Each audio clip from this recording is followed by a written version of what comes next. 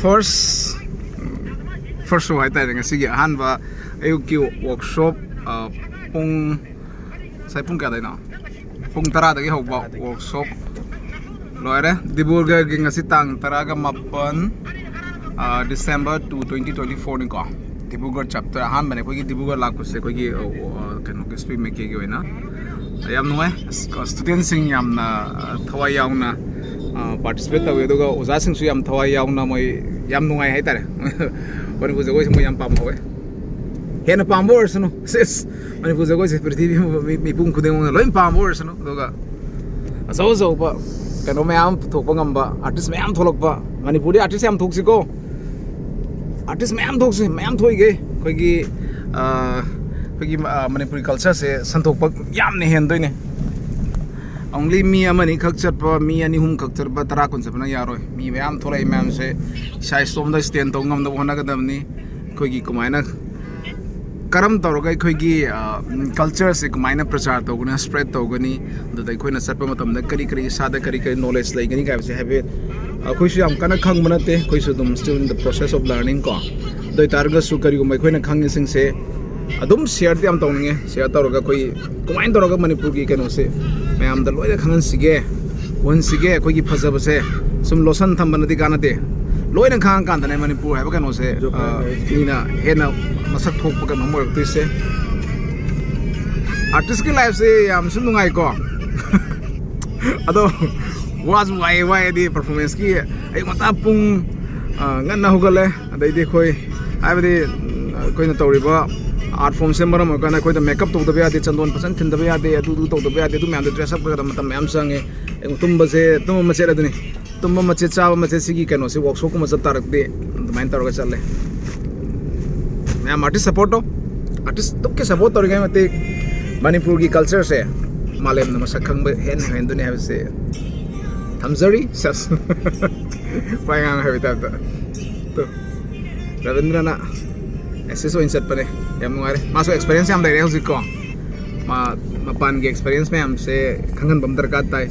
खदी वो मथंग दा मोय ना मथंग समधरक तो नहीं बा समधना भी दमुता practice some sangi samdharakna bidamuta experience some sangi experience to hek thadok hek oi pai to kitang ka wa bani koi su yam thengna rakhi ho matam da ado hojik sum tawra bina yam kana hen yam experience lai bo odi oi banak targa su khara makhai di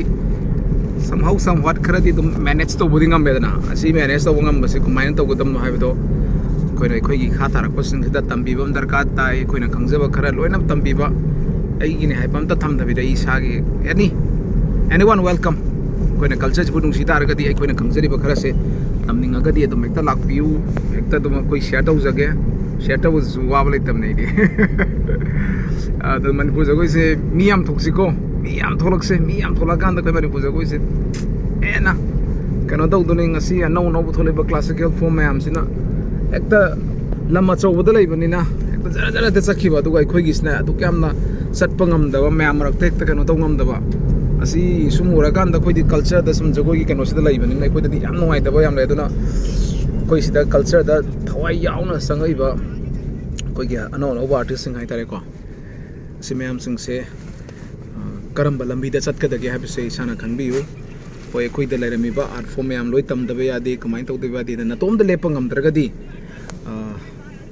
aduk lambi yam sang we na de khale dum koi gi di already koi di group oriented ne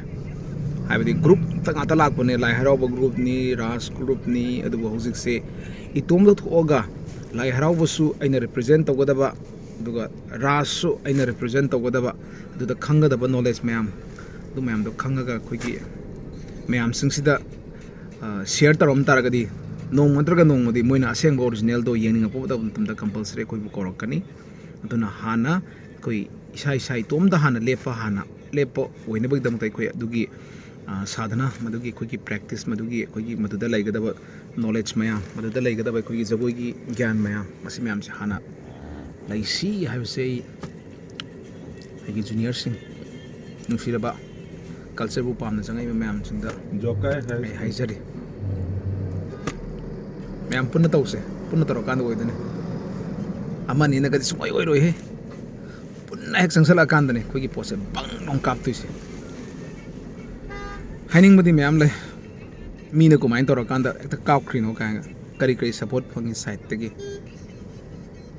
government ngata su ya pote isana su hona gadamne government dagi support khara phangani isana su hona rubuna isa gi privately mayam na contact tori ba lai mayam se sigi link me akan adana am puno hona mi se so ide loisal lage sangman gare